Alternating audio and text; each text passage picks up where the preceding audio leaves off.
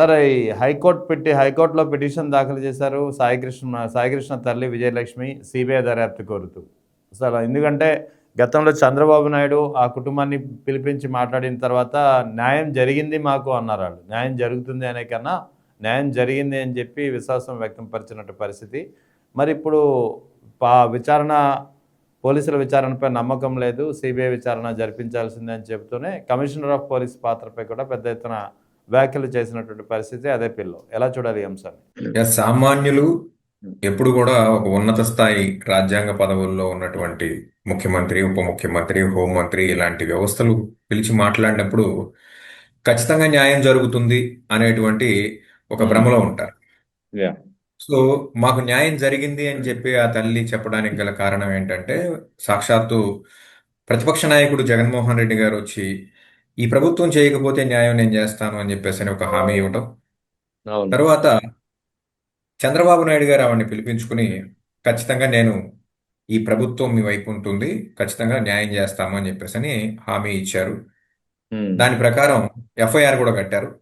ఆ ఎఫ్ఐఆర్ తర్వాత అరెస్టుల విషయంలో కొంత తర్జన భర్జనలు జరిగినటువంటి ఈ క్రమంలో కలిసిన వెంటనే ఆ తల్లి మాకు న్యాయం జరిగిందని చెప్పింది. కానీ అరెస్టులు తర్వాత రిమాండ్, సిఐ గారి remand, at the same time further developments, remand report చూసి విస్తుపోవటం న్యాయవాదులకు అవును. కానివ్వండి, ప్రజా సంఘాలకు కానివ్వండి, ఈ కేసు విషయమై మాట్లాడేటువంటి రాజకీయ విశ్లేషకులు కానివ్వండి, నిర్ఘాంతపోయేటువంటి ఒక రిమాండ్ రిపోర్ట్ మనందరం చూసాం. అవును. ఎందుకంటే భారతదేశ చరిత్రలో lockup death and custodial death after cremation ఇవన్నీ కూడా చూస్తే ఇవన్నీ ఒక్క వ్యక్తి మాత్రమే చేశాడు అన్న విధంగా రిమాండ్ ఆ రిపోర్టు రిమాండ్ ఇంకా మేము రిపోర్ట్ ఉంది. ఎంక్వైరీ చేయాలి, ఎంక్వైరీ చేసే వరకు ఏమీ చెప్పలేము అని చెప్పేసి చెప్పినటువంటి కథనం ఏదైతే ఉందో అది అత్యంత హాస్యాస్పదంగా ఉంది.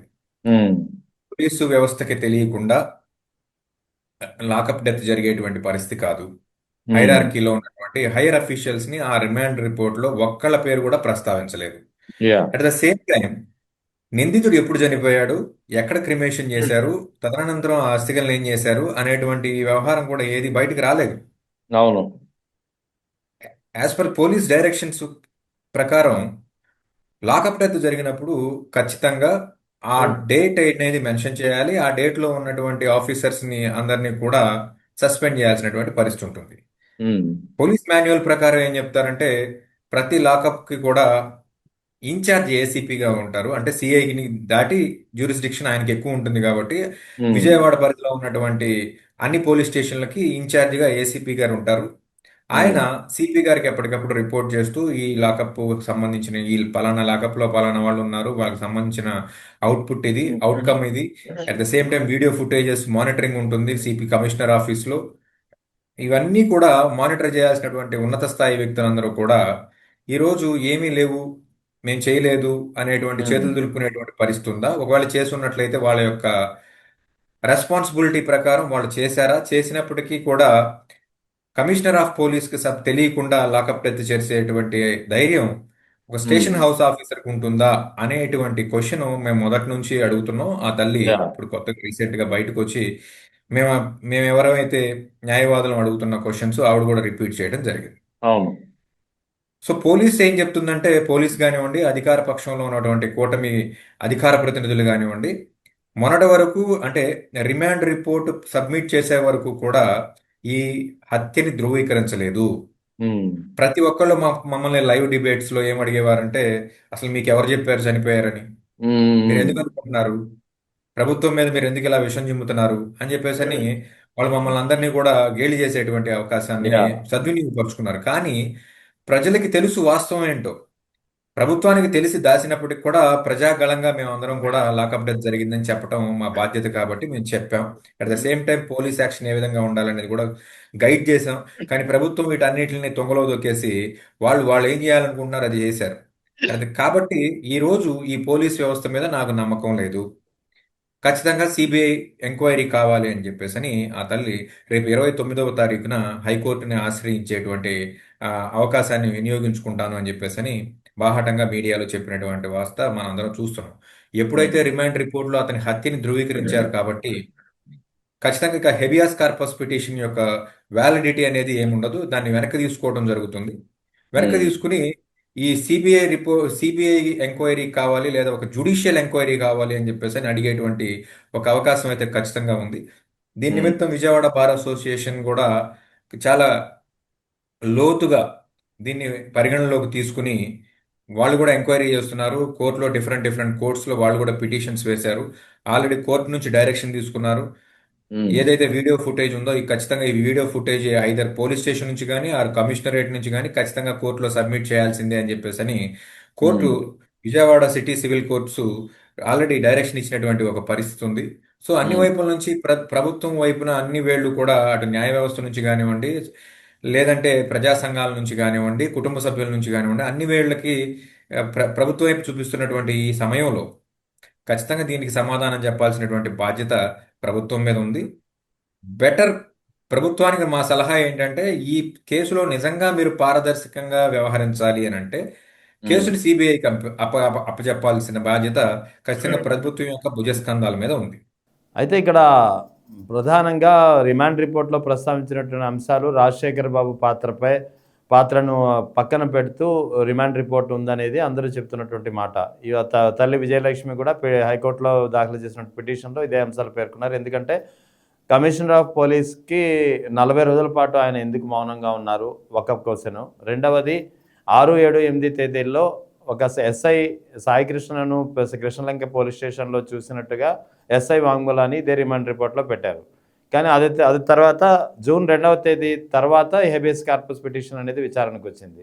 ఆ సమయంలో కృష్ణలంక పోలీస్ స్టేషన్లో హైకోర్టుకు చెప్పింది ఏంటంటే సాయికృష్ణ ఆచూకీ మాకు తెలియదు, మేము గాలిస్తున్నామని, అంతే కదా. సో అటువంటప్పుడు అంటే ఇక్కడ హైకోర్టును కూడా పక్కదారి పట్టించారనేది ఇక్కడ క్లియర్గా అదే పోలీస్ యంత్రాంగం సబ్మిట్ చేసినటువంటి రిమాండ్ రిపోర్ట్లో అర్థమవుతుంది. అంటే దీనిపై హైకోర్టు మరి సీరియస్ అవ్వాల్సిన అవసరం అయితే ఉంది కదా, ఎందుకంటే హైకోర్టుకు సంబంధించినటువంటి మ్యాటర్ ఇది. యాక్చువల్గా మీరు అన్నది కరెక్టే. ఇక్కడ రిమాండ్ రిపోర్ట్ చూసిన తర్వాత ముందుగా చెప్పినట్లుగానే అందరం విస్తుపోయాం. ఎందుకంటే కేవలం ఒక్క వ్యక్తి మీద మాత్రమే హత్యా నేరాన్ని చూపిస్తూ ఇప్పటి వరకు ఎఫ్ఐఆర్ కట్టిన చరిత్ర భారతదేశంలో లేదు లాకప్ డెత్ ఎక్కడ లేదు. విషయం. బహుశా ఇదే తొలిసారి అయి ఉంటుంది. ఇదే తొలిసారి. ఇది ఒక రికార్డు కూటమి ప్రభుత్వానికి. అట్ ద సేమ్ టైం తన యొక్క పైన ఉన్నటువంటి ఆఫీసర్స్ కి తెలియకుండా మార్కాపురం నుంచి ఒక వ్యక్తిని తీసుకురావడం, లేదా తీసుకొచ్చినటువంటి సిసిఎస్ పోలీసులు కానివ్వండి, లేకపోతే ఇంటెలిజెన్స్ వాళ్ళు కానివ్వండి, ఎవరైతే ఉన్నారో వాళ్ళు ప్రభుత్వానికి అనగా సిపి గారికి ఆధ్వర్యంలో ఆయనకి రిపోర్ట్ చేయకుండా కన్సర్న్ పోలీస్ స్టేషన్ కి నిందితుడిని అప్పగించేటువంటి పరిస్థితే ఉండదు. అవును. అప్పగించిన తరువాత ఖచ్చితంగా సిపి గారి యొక్క దృష్టిలో ఉంచే అప్పచెప్పారు. తర్వాత ఏం జరిగింది ఏంటనేది ఎప్పటికప్పుడు ఎవ్రీ 24 అవర్స్కి మనం మానిటర్ చేస్తూ ఉండాలి సిపి గారి ఆఫీస్ నుంచి. సో ఖచ్చితంగా లాకప్ డెత్ జరిగిందన్న విషయం సిపి గారికి ఇన్ఫర్మేషన్ ఉంటుందనే అందరం కూడా భావిస్తున్నాం. అయినప్పటికీ కూడా హైకోర్టుకి వెళ్ళి ఫాల్స్ ఎవిడెన్స్ని, ఫాల్స్ రిప్రజెంటేషన్ని చేయటం ఖచ్చితంగా ఇది నేరం కింద మనం ట్రీట్ చేయాలి. అయితే హైకోర్టు దీన్ని ఏ రకంగా ట్రీట్ చేస్తుంది అనేది మనం 29వ తారీఖు వరకు వెయిట్ చేసి చూడాల్సినటువంటి ఒక పరిస్థితి ఉంది. రెండో విషయానికి వచ్చినట్లయితే ఎవరైతే పోలీస్ బాసులు ఉన్నారో లేదా పొలిటికల్ ఒత్తిళ్లు ఉన్నాయని చెప్పేసి అని కొన్ని అంటున్నారు. తర్వాత హోటల్లో చంపేశారని కొంతమంది అంటున్నారు. టార్చర్ చేసి చంపేశారని కొంతమంది అంటున్నారు. ఇవన్నీ కూడా ఒక కన్సాలిడేటెడ్ రిపోర్ట్.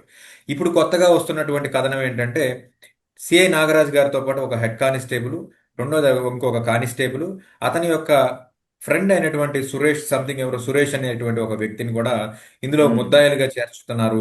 వీళ్ళ మీద అనుమానాలు ఉన్నాయి, వాళ్ళు అబ్స్కాండ్ లో ఉన్నారు అని చెప్పేసి అని అంటున్నారు. How funny it is. ఒక లాకప్ డెత్ రాష్ట్రం మొత్తం సంచలనం కలిగించేటువంటి ఒక రాష్ట్రంలో మొత్తంలో జరిగినటువంటి ఒక ఈ కార్యక్రమానికి సంబంధించి ముందుగా అనుమానితుల్ని ఎవరైతే ఉన్నారో వీళ్ళని అరెస్ట్ చేయాల్సినటువంటి బాధ్యత సిట్కు లేదా? అవును. వాళ్ళు పారిపోయే వరకు వీళ్ళు అవకాశం ఇచ్చారా? ఇవన్నీ కూడా మనం చూడాలి. సో ఖచ్చితంగా ఈ కేసు విషయంలో ప్రభుత్వం పారదర్శకత అనేది క్వశ్చన్ మార్క్ గానే ఉంది. కాబట్టి ఇంకా ముందు దర్యాప్తు ఏం చేస్తున్నారు అనేది చూసి దీన్ని బట్టి మనం సిబిఐకి రెఫర్ చేయాలి అనే దాని మీద గట్టిగా ఉద్యమం చేయాలనేది అటు కుటుంబ సభ్యుల నుంచి కానివ్వండి, ఇటు న్యాయవాదుల నుంచి కానీ వస్తున్నటువంటి డిమాండ్. అయితే ఇక్కడ ఇది తమిళనాడులో ఇదే తరహా ఒక కేసు జరిగిందిగా, అది కూడా లాకప్ డెత్కి సంబంధించి మదురై కోర్టు ఏకంగా 7 మందిపై 9 మందిపై ఏకంగా మరణశిక్ష విధించిన పరిస్థితి.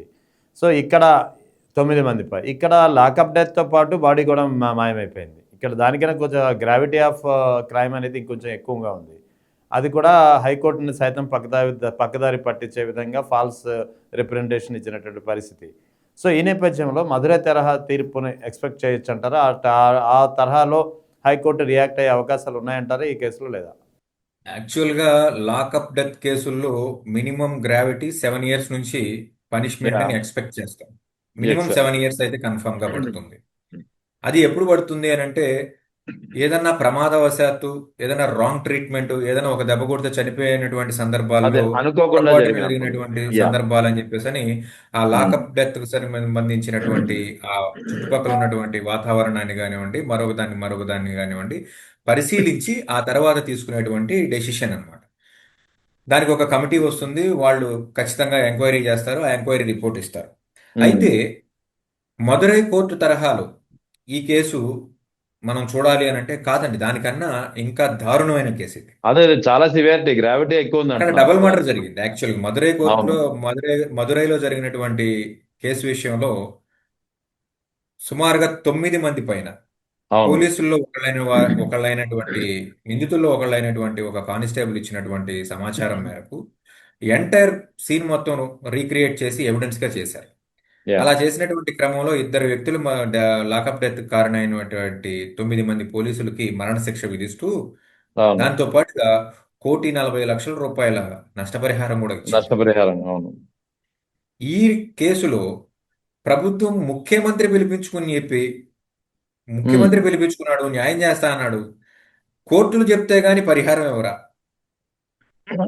ఈ ఈ నేరం నిరూపణ అయిన తర్వాత మాత్రమే పరిహారం ఇస్తారా ప్రభుత్వం? ఎందుకంటే కోర్టులేమి తన జేబులోంచి డబ్బులు తీసివ్వవు.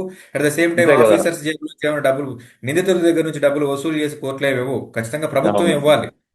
సో ఈ రాష్ట్ర ప్రభుత్వానికి కనీసం చిత్తశుద్ధి ఉంటే ఇన్స్టెంట్ గా ఏదైనా జస్టిస్ చేయాలంటే ఆ కుటుంబానికి ఏదైనా కొంత పరిహారం అన్న ప్రకటించాల్సినటువంటి ఒక పరిస్థితి లేకుండా మేము న్యాయం చేస్తాంలా మీరు వెళ్ళిపోండి అని చెప్పినటువంటి పరిస్థితి మనకు కనపడుతుంది. ఆ తర్వాత యా తీసుకున్నటువంటి డెసిషన్స్ అన్ని కూడా ప్రభుత్వం అవలంబిస్తున్నటువంటి ఏకపక్ష వైఖరి మనం ఎండగట్టాల్సినటువంటి పరిస్థితి. సో ఖచ్చితంగా ఈ కేసులో కూడా మనం మరణశిక్షల్నే చూస్తాం. ఓకే ఎందుకంటే ఈ అయితే కేసులో పూర్తి స్థాయిలో ఎవిడెన్స్లన్నీ డెస్ట్రాయ్ చేయబడినాయి. యా పూర్తి స్థాయిలో డెస్ట్రాయ్ చేయబడినాయి. ఖచ్చితంగా దీన్ని ఒప్పుకోదండి. కోర్టు దీన్ని చాలా సీరియస్ గా తీసుకుంటుంది. అయితే ఇక్కడ ప్రధానంగా మరణశిక్ష కన్ఫామ్గానే చూసే అవకాశాలు ఉన్నాయంటున్నారు హైకోర్టు ద్వారా. అయితే దాంట్లో కేవలం సిఏ నాగరాజు ఒక్కనే బాధ్యం చేస్తారా, లేకపోతే కోర్టు కూడా ఫర్దర్ ఇన్వెస్టిగేషన్ ఇంకొంతమంది బాధ్యులను చేయాలని చెప్పి ఆదేశిస్తుందా? గత వారం రోజుల నుంచి మేము అదే గళమెత్తి చెప్తున్నాం సార్. ఒక వ్యక్తితో అవును అవ్వదు, ఒక వ్యక్తితో ఏ పని అవ్వదు, ఈవెన్ దొంగతనం కూడా అవ్వదు, చైన్ అవును స్నాచింగ్ కూడా అవ్వదు. అలాంటిది లాకప్ డెత్ ఎలా అవుతుంది? సో ఖచ్చితంగా అవ్వదు అనేది ప్రజలందరూ గమనించారు, ప్రజలందరూ మాట్లాడుతున్నారు. కాబట్టి ప్రభుత్వం ఏం చేసిందంటే సిఐ నుంచి కింది స్థాయిలో ఇంకొక ముగ్గురిని ఐడెంటిఫై చేసింది.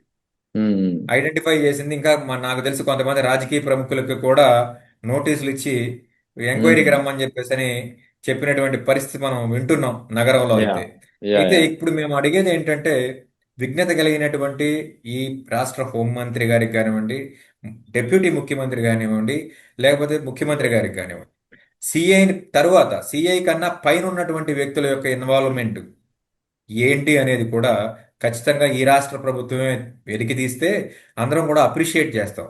అలా కాకుండా ఏదో కింద ఉన్నటువంటి కింద స్థాయి వ్యక్తులని, కింద స్థాయి అధికారులను మాత్రమే బాధ్యతలుగా చేసి ప్రభుత్వ పెద్దలను కానివ్వండి, అధికారులు కానివ్వండి ఇందులోంచి తప్పించాలని చూస్తే ఖచ్చితంగా ఆ పనిని సిబిఐ ద్వారా చేయిస్తామని చెప్పేసి చెప్తాను.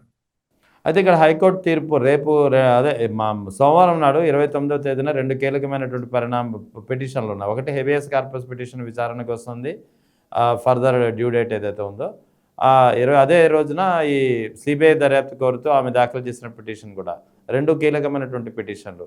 ఏది ఎలా జరగనుందంటే మీ ఎక్స్పెక్టేషన్స్ ఎలా ఉన్నాయి?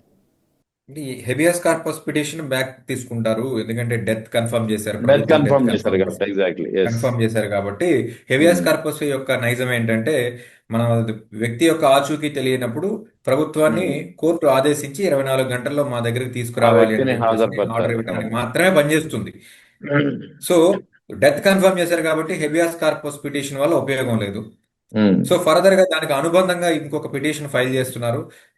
రాష్ట్ర ప్రభుత్వం చేసేటువంటి ఎంక్వైరీ మీద మాకు నమ్మకం లేదు కాబట్టి ఉమ్, కేంద్ర ప్రభుత్వంతో, కేంద్ర ప్రభుత్వ బలగాలతో మాకు ఎంక్వైరీ కావాలి అని చెప్పేసి అని అడుగుతున్నారు. సో దాని మీద డెసిషన్ కి వెను వెంటనే అయితే రాదు, కానీ రాష్ట్ర ప్రభుత్వానికి నోటీసులు ఇచ్చేటువంటి పరిస్థితి ఉమ్, ఉంటుంది. రాష్ట్ర ప్రభుత్వానికి నోటీస్ ఇచ్చినప్పుడు రాష్ట్ర ప్రభుత్వం చేసినటువంటి తప్పులన్నీ కూడా ఉమ్, హైకోర్టులో ఖచ్చితంగా ఎత్తి చూపడానికి న్యాయవాదులు రెడీగా ఉన్నారు. ఉమ్, ఎందుకంటే మీరు ఇచ్చిన రిపోర్ట్ ప్రకారం అతను చనిపోయాడని కన్ఫర్మ్ చేశారు, కానీ అతని బాడీ ఎక్కడ ఉందో తెలియదు. బాడీని డెస్ట్రాయ్ చేశారు అంటున్నారు, దానికి సంబంధించినటువంటి అస్థికలు ఎక్కడ ఉన్నాయో తెలియదు. ఇప్పటి వరకు మీరు కనుగొనలేకపోయారు. At the same time medical evidence ఏమీ లేదంటున్నారు. రెండోది, ఈ సీసీటీవీ ఫుటేజ్ చాలా కీలకంగా ఉంది. ఒక చోట కాదు, మొత్తం 3 చోట్ల సీసీటీవీ ఫుటేజ్ మాయమైందని చెప్తున్నారు. అవును. పోలీస్ స్టేషన్లో మాయమైంది, బస్ స్టాండ్లో మాయమైంది, క్రిమేషన్ ఉమ్, చేసినటువంటి ప్లేస్ శ్మశానంలో లో కూడా కూడా. మాయమైందని చెప్పేసి చెప్తున్నారు. కాబట్టి దీని యొక్క గ్రావిటీని దృష్టిలో పెట్టుకుని ఎందుకు సిబిఐకి రెఫర్ చేయకూడదు? ఉమ్, ఎందుకంటే ఈ వ్యవస్థలన్నీ కూడా ప్రభుత్వంలో భాగం. అన్ని కలెక్టివ్ గా కలిసి సాయి కృష్ణ యొక్క మృతదేహాన్ని కానివ్వండి, అతని యొక్క ప్రాణాన్ని కానివ్వండి, అతని యొక్క చితాభస్మాన్ని కానివ్వండి, కనపడకుండా చేసినటువంటి అన్ని ఉమ్, దశల్లో ప్రభుత్వం ఉంది. కాబట్టి ఈ అవును. ప్రభుత్వాన్ని ఎలా నమ్మాలి? ఎందుకు సిబిఐ దర్యాప్తుని రిఫర్ చేయకూడదని చెప్పి మాత్రం ఖచ్చితంగా హైకోర్టు వారు, గౌరవ హైకోర్టు వారు క్వశ్చన్ చేస్తారు. దానికి ప్రభుత్వం ఉమ్, నుంచి ఏం సమాధానం వస్తుందో, లేదా ఫర్దర్ గా మేము ఇంత ఎంక్వైరీ చేశాము, మేము ఇది పలానా వాళ్ళని ముద్దాయిలుగా చూపించాము, వీళ్ళందరి దగ్గర నుంచి ఈ ఇన్ఫర్మేషన్ ని నేను సేకరించానని చెప్పేసి అని రాష్ట్ర ప్రభుత్వం హైకోర్టుకి ఏం చెప్తుందో చూడాలి. అయితే ఇక్కడ జనరల్గా ఈ హైకోర్టును పక్కదారి పట్టించారు కదా కృష్ణలంక, అదే సాయి కృష్ణ లాకప్ డెత్ విషయంలో, అతని బాడీ విషయంలో హెబియస్ కార్పస్ పిటిషన్ విచారణ సందర్భంగా అలా హైకోర్టు ముందు ఫాల్స్ ఇన్ఫర్మేషన్ ఇచ్చారు. ఈ విషయంపై కనుక ఒకవేళ హైకోర్టు సీరియస్ అయితే ఎవరు బాధ్యులు అవుతారు? హైకోర్టు ఎవరిని బాధ్యులు చేస్తుంది? ఎంత సీరియస్ అది? యాక్చువల్ గా పిటిషన్ అనేది లైవ్ లో ఉండి దాని మీద తీర్పుని ఎక్స్పెక్ట్ చేస్తే ఖచ్చితంగా ఎవరైతే ఫాల్స్ స్టేట్మెంట్ ఇచ్చారో వాళ్ళందరినీ కూడా ఎందుకు సస్పెన్షన్ లో పెట్టకూడదు అనేది క్వశ్చన్ వస్తుంది. ఉమ్, ఇన్ కేస్ హైకోర్టు కొంచెం విస్తృతంగా తన అధికారాలను ఉపయోగిస్తే ఖచ్చితంగా సస్పెండ్ కూడా చేస్తుంది. ఓకే. దాని మీద ఎంక్వైరీ కమిషన్ వేస్తుంది.